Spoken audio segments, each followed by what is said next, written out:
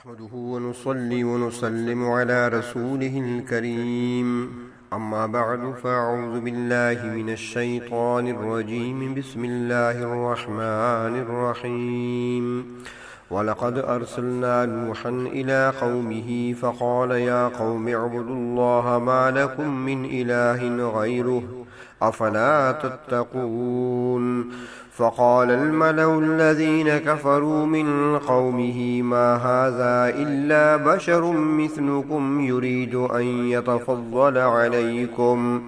ولو شاء الله لأنزل ملائكة ما سمعنا بهذا في آبائنا الأولين إن هو إلا رجل به جنة فتربصوا به حتى حين قال رب انصرني بما كذبون صدق الله مولانا العظيم اللهم صل على سيدنا محمد وعلى آل سيدنا محمد وبارك وسلم۔ آج کے درس میں سورۃ مؤمنون کی آیت نمبر 23 تا آیت نمبر 30۔ گزشتہ آیات میں انسان کی تخلیق اور اس کی بقا اور آسائش کے لیے مختلف قسم کے سامان پیدا کرنے کا ذکر تھا۔ اب یہاں سے دور تک انسان کی روحانی ضرورت اور دینی تربیت کا جو انتظام فرمایا گیا ہے اس کا ذکر ہے، ساتھ ہی ان لوگوں کی بے اعتنائی کا بیان بھی ہے اور پھر انہوں نے جو اس کا خمیازہ بھگتا اس کا بھی ذکر ہے۔ اللہ رب العزت نے انسانیت کے آغاز کے ساتھ ہی نبوت و ہدایت کا سلسلہ جاری فرمایا ہے۔ پہلے انسان ہی پہلے نبی ہیں، کیونکہ اللہ رب العزت کی رہنمائی کے بغیر انسان ایک قدم نہیں چل سکتا۔ عقل کے راستے پر چلے گا، عقل کی بات مان کر چلے گا تو قدم قدم پر ٹھوکریں کھائے گا۔ اس لیے جب اللہ رب العزت نے حضرت آدم علیہ السلام کو جنت سے اترنے کا حکم دیا تو ساتھ ہی یہ حکم بھی دیا، سورۃ طٰہٰ آیت نمبر 123 اور 124 میں ہے کہ تمہارے زمین پر اترنے کے بعد میری ہدایت آئے گی، جو اس کی پیروی کرے گا وہ گمراہ نہ ہوگا اور نہ ہی تکلیف میں پڑے گا، اور جو اللہ کی بھیجی ہوئی نصیحت سے اعراض کرے گا وہ تنگی کا جینا جیے گا اور قیامت کے دن اندھا اٹھایا جائے گا۔ حضرت آدم علیہ السلام کے بعد لوگ ایک زمانہ تک ہدایت پر قائم رہے، پھر ان میں گمراہی پھیلی تو اللہ رب العزت نے سب سے پہلے رسول حضرت نوح علیہ السلام کو مبعوث فرمایا۔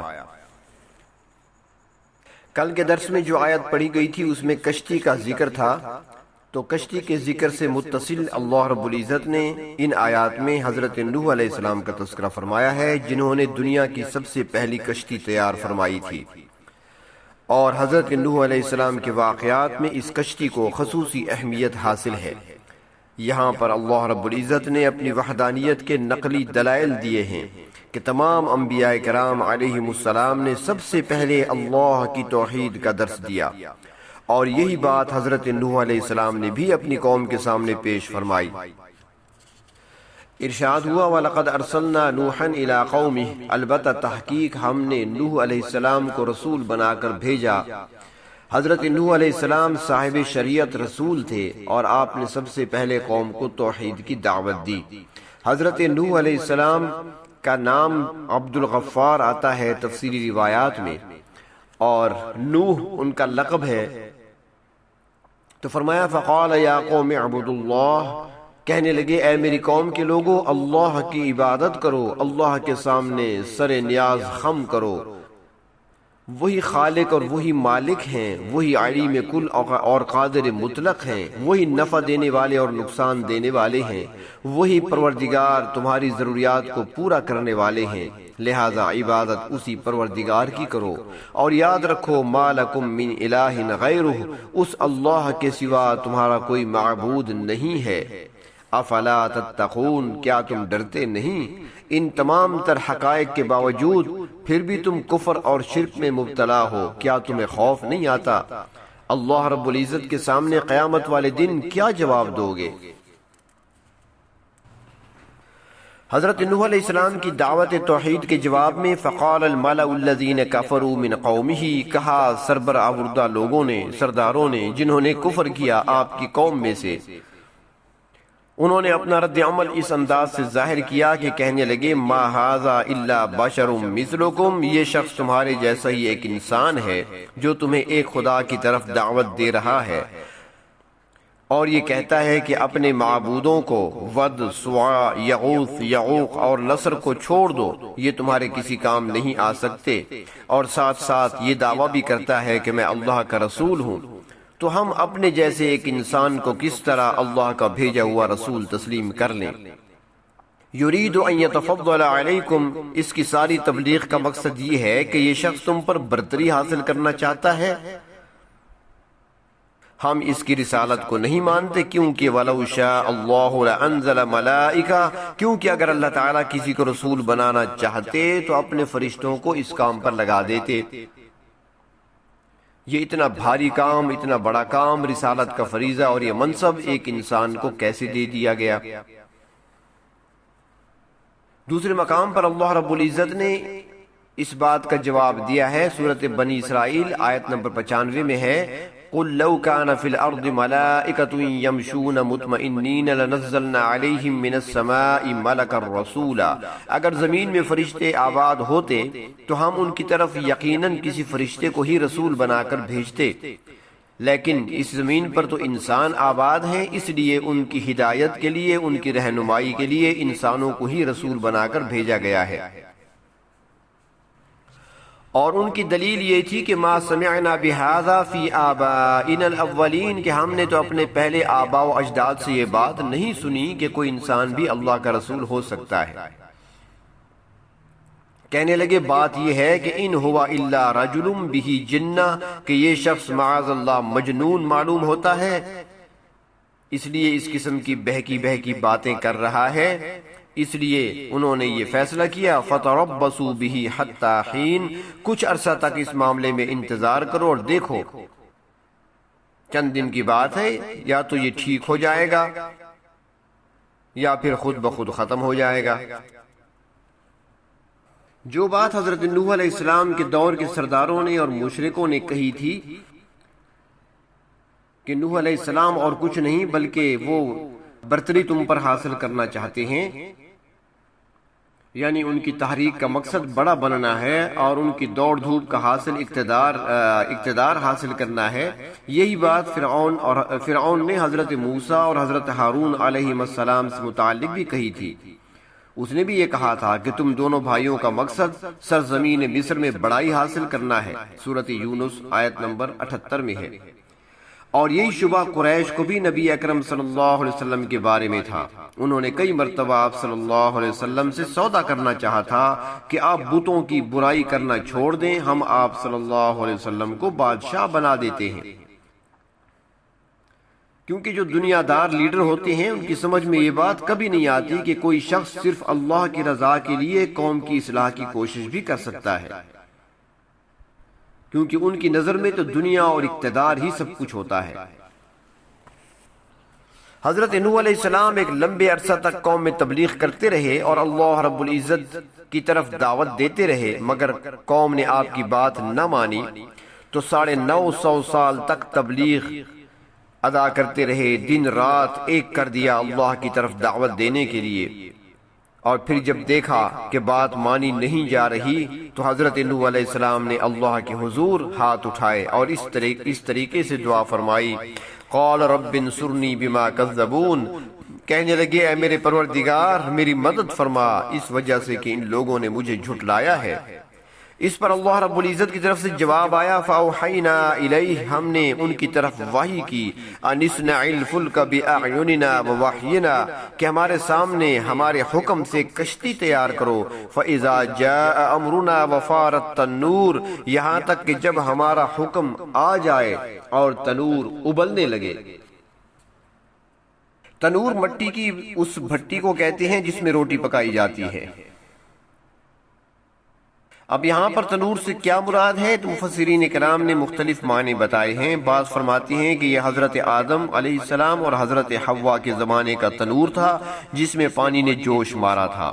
اور یہ قوم کی ہلاکت کی نشانی تھی، اور بعض کہتی ہیں کہ یہ کوئی خاص چشمہ تھا، اور بعض نے کہا ہے کہ تنور کا معنی سطح ارض ہے، یعنی جب سطح ارض سے پانی نکلنا شروع ہو جائے۔ تو فرمایا فَاسْلُكْ فِيهَا مِن كُلٍّ زَوْجَيْنِ اثْنَيْنِ، تو اس کشتی میں ہر قسم کے جانوروں کا جوڑا جوڑا سوار کر لینا، اور ساتھ ہی وَأَهْلَكَ إِلَّا مَنْ سَبَقَ عَلَيْهِ الْقَوْلُ مِنْهُمْ، اپنے گھر والوں کو بھی بٹھا لینا سوائے ان کے کہ جن کے بارے میں پہلے بات ہو چکی ہے کہ وہ نافرمان ہیں اور دیگر نافرمانوں کے ساتھ ہی غرق ہو جائیں گے۔ یعنی عذاب کا فیصلہ ہو چکا ہے، پس کافروں کو خواہ وہ آپ کے کنبے ہی کے کیوں نہ ہوں کشتی میں سوار نہ کریں۔ اور جو نشانی بتائی گئی ہے تندور سے پانی ابلنے کی، تو جب وہ ظاہر ہو جائے تو پھر حکم دیا کہ پھر فوراً مومنین کے ساتھ کشتی میں سوار ہو جائیں، اور جن جانوروں کی ضرورت ہے اور ان کی نسل باقی رکھنی مقصود ہے ان میں سے ایک ایک جوڑا یعنی نر اور مادہ ساتھ رکھ لیں۔ حضرت نوح علیہ السلام کی ایک بیوی اور ایک بیٹا نافرمان تھے۔ اللہ رب العزت نے تنبیہ بھی کر دی کہ وَلَا تُخَاطِبْنِي فِي الَّذِينَ ظَلَمُوا، اور میرے ساتھ ان لوگوں کے متعلق بات نہ کرنا جنہوں نے ظلم کیا ہے، اِنَّهُمْ مُغْرَقُونَ، کیونکہ وہ تو لازماً پانی میں ڈبوئے جانے والے ہیں۔ یہ نافرمان عذاب الہی میں مبتلا ہو کر رہیں گے، لہٰذا آپ ان کے بارے میں کوئی سفارش نہ کریں۔ فرمایا فَإِذَا اسْتَوَيْتَ أَنْتَ وَمَن مَّعَكَ عَلَى الْفُلْكِ، جب تم اور تمہارے ساتھی اس کشتی میں سوار ہو جاؤ، وہ اہل ایمان اور حضرت نوح علیہ السلام کے گھر والے جو کشتی میں سوار ہوئے ان کی تعداد 70 اور 80 کے درمیان مفسرین کرام بتاتے ہیں۔ فَقُلِ الْحَمْدُ لِلَّهِ الَّذِي نَجَّانَا مِنَ الْقَوْمِ الظَّالِمِينَ، تو پھر اس طرح کہنا کہ سب تعریفیں اس اللہ کے لیے ہیں جس نے ہمیں اس ظالم قوم سے نجات دی، کیونکہ وہ لوگ ہر وقت تکلیفیں دیتے تھے، ٹھٹھا کرتے تھے، مذاق اڑاتے تھے۔ اللہ رب العزت نے اہل ایمان کو بچا لیا۔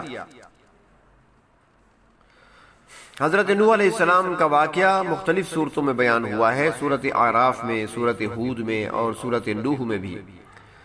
یہاں پر بطور دلائل توحید کے بیان کیا جا رہا ہے مختصر طور پر۔ تو فرمایا کہ زمین و آسمان سے پانی پھوٹ پڑا، طوفان آ گیا اور اس میں سارے جھٹلانے والے ہلاک ہوئے۔ کشتی چلتی رہی جب تک اللہ کو منظور تھا، پھر وہ کشتی جودی پہاڑ پر آ کر رک گئی، تو اللہ رب العزت نے اپنے نبی کو اس سے اترنے کا حکم دیا اور ساتھ دعا بھی سکھائی، وَقُلْ رَبِّ أَنزِلْنِي مُنزَلًا مُبَارَكًا، اے اللہ مجھے اس کشتی سے اتار دے، بابرکت اتارنا۔ تفسیر معالم العرفان میں ہے کہ امام جلال الدین سیوطی رحمۃ اللہ علیہ فرماتے ہیں کہ جب نوح علیہ السلام کشتی سے اترے تو یہ دعا آپ کی زبان پر جاری ہو گئی، اور جس کا مطلب یہ ہے کہ اے میرے پروردگار، زمین پر واپس اتر کر مجھے زندگی کی تمام سہولتیں اور نیکی حاصل ہو جائے جس میں اللہ آپ کی رضا شامل ہو۔ وَأَنْتَ خَيْرُ الْمُنزِلِينَ، اور آپ ہی سب سے بہتر اتارنے والے ہیں۔ اے ہمارے پروردگار، آپ کے سامنے ہی ہم دست سوال دراز کرتے ہیں۔ فرمایا یاد رکھو ان فی ذالک لآیات، اس سارے واقعہ میں نشانات قدرت موجود ہیں جنہیں دیکھ کر اللہ تعالیٰ کی وحدانیت پر یقین آتا ہے۔ حضرت نوح علیہ السلام کی طویل جد و جہد صرف اس لیے تھی کہ لوگوں کو اللہ کی توحید کی طرف دعوت دیتے تھے اور انہیں سمجھاتے تھے کہ تمہارا معبود صرف ایک اللہ ہے، اللہ کے سوا کوئی معبود نہیں، اور جن مورتیوں کو، جن بتوں کو تم معبود سمجھتے ہو، ان کو پوجتے ہو، ان کی کوئی حیثیت نہیں ہے۔ وَإِن كُنَّا لَمُبْتَلِينَ، اور بے شک ہم البتہ آزمانے والے ہیں۔ یعنی فرمایا کہ دیکھو ہم نافرمانوں کو کس طرح سزا دیتے ہیں، اور قوم نوح علیہ السلام کا کیا حشر ہوا جنہوں نے اللہ کی توحید کا انکار کیا، اللہ کے نبی کی بات کو تسلیم نہ کیا اور باطل پر ڈٹ گئے، حق بات کو سننے کے لیے تیار نہ ہوئے، تو کس طریقے سے ان کو پانی میں غرق کر دیا گیا۔ اللہ تبارک و تعالی بندوں کی آزمائش ضرور کرتے ہیں، اگرچہ پروردگار عالم ہر چیز کو بخوبی جانتے ہیں، مگر وہ اپنے علم کے مطابق فیصلے نہیں کرتے۔ اگر ایسا ہوتا تو لوگوں کے لیے عذر کا موقع ہوتا کہ اے ہمارے رب، آپ ہمیں آزماتے تو اور پھر دیکھتے کہ ہم کیسے اچھے اعمال کرتے ہیں، آپ نے ہمیں آزمایا ہی نہیں۔ تو اللہ رب العزت اس لیے آزماتے ہیں، آزمائش کرتے ہیں۔ جو لوگ نافرمانی پر ڈٹ جاتے ہیں، کفر کا راستہ اختیار کرتے ہیں، اللہ اور اللہ کے رسول کی بات کو نہیں مانتے، تو پھر اللہ رب العزت کی پکڑ میں آ جایا کرتے ہیں۔ اللہ تبارک و تعالی اپنی سزاؤں اور عذابوں سے ہمیں محفوظ رکھیں۔ وآخر دعوانا ان الحمد للہ رب العالمین۔